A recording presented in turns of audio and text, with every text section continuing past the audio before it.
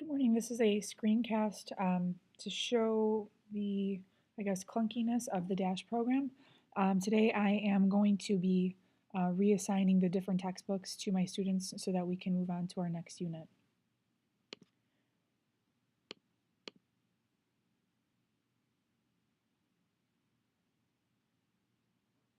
So sometimes our loading time takes longer and it gets stuck here at 17%.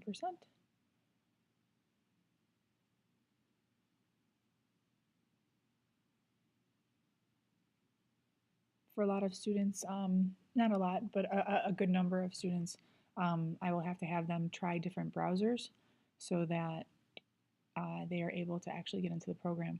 So then Dash opens up and it does offer a guided platform, which is nice, but I don't really need it today. It does open up to wherever you left off from before, which can be convenient, but right now I'm not really sure where I am. I know I'm looking at mathematics background, but for what topic, I'm not entirely sure. Turns out I am actually in the book I'm looking for, but I know that my students don't have this book currently assigned to them. So I am going to assign that book to my students.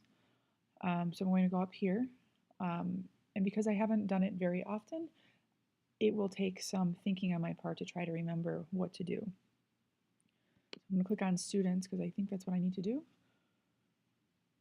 Which it looks like I am right. So I'm going to click on my third period class, which is nice. It shows all my students right here on the left, but over here on the right, I'm not sure why they're all bunched up, and it doesn't do me any good to separate them because I don't see the benefit of it. So I think I need to edit my class, which I am right. They all currently have the previous textbook, so I need to assign the grade 8 butterflies textbook. And save that. I need to do that for all 4 of my classes. Again, the loading time is a little slow.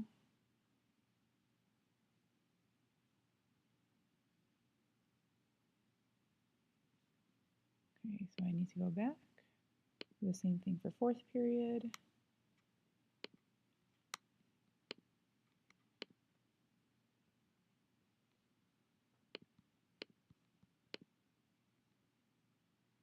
It would be nice to assign the textbook to all of my classes at the same time. Just to have that option would save me a little bit of clicking time and waiting time.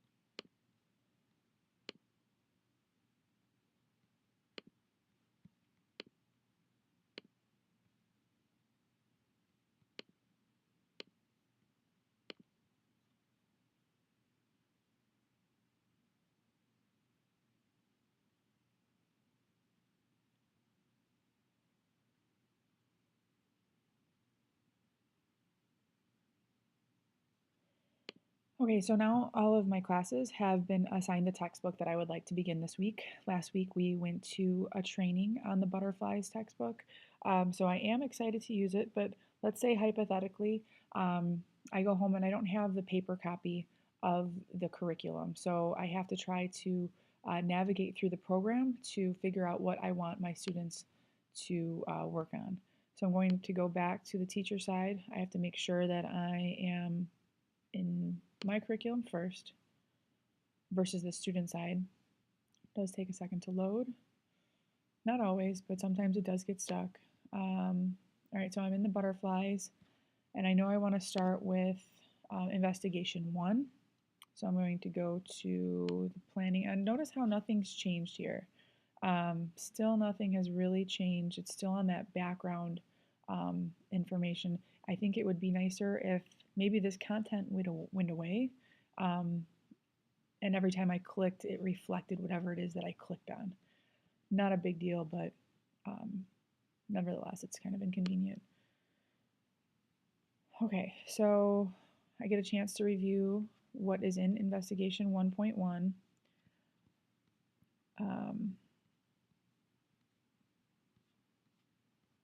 And I am trying to find out what homework problems I would like to assign to the students. So I forget, because I'm not completely savvy with this yet, where to find that. I think it's under the planning, which it is perfectly right here. And again, once you learn the program, this becomes an easy click to remember, but sometimes it's easy to forget.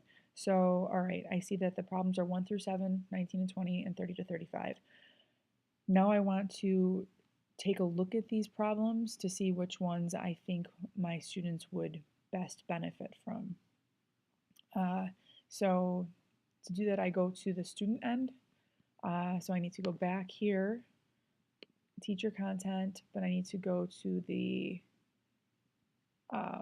student book, which I believe is here. Yep, and then find butterflies and pinwheels. And now I need to make sure that I'm in the right investigation here.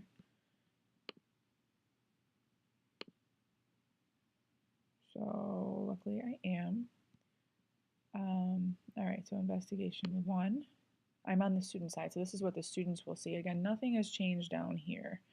I'm looking for the ACE questions, and I want to check out problems 1 through 7.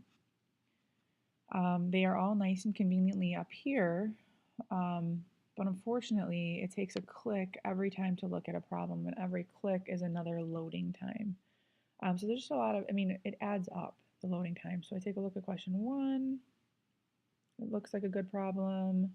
2 looks like a good problem. 3, and then it loads every time. I'm liking 3. 4, there's no directions on this page.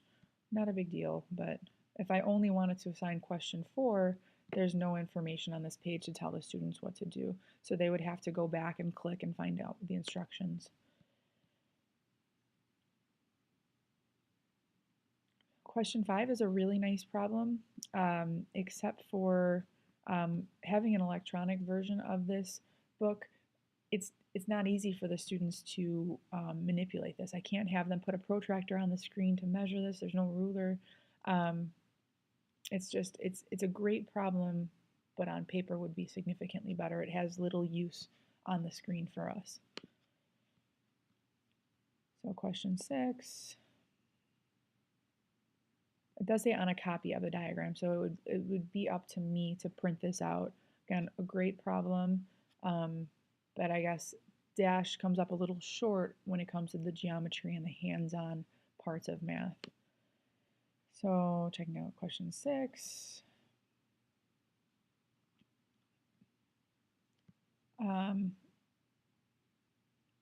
It might be nice to have a picture of that original image. Separating the problems, I guess, makes sense because they're 2 different problems, but then we have to click back to see what they're talking about. For 6A, there's nothing on the screen, and again, every click is another loading time. Okay, so I'm seeing 7A and 7B, and that's great. They all look good, except for now, I know there was a bunch of other problems that were in that problem set, and if I forgot to write them down or I wasn't able to keep them all in my head, now I have to go back to the teacher end of things to see what problem that was. Another loading time, which is awesome that it comes back to where I was before. That is convenient. So it didn't take up that much time.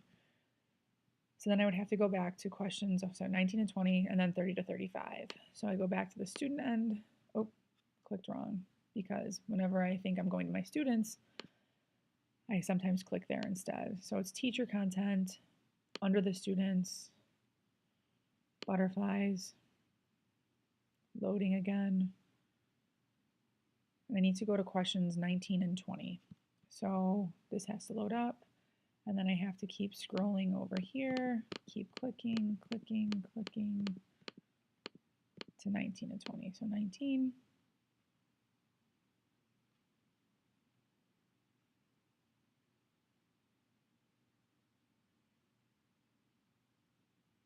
Good question, 20.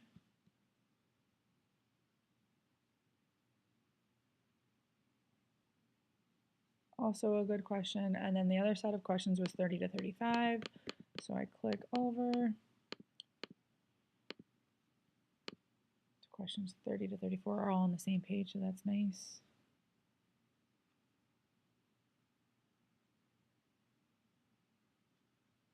And then 35.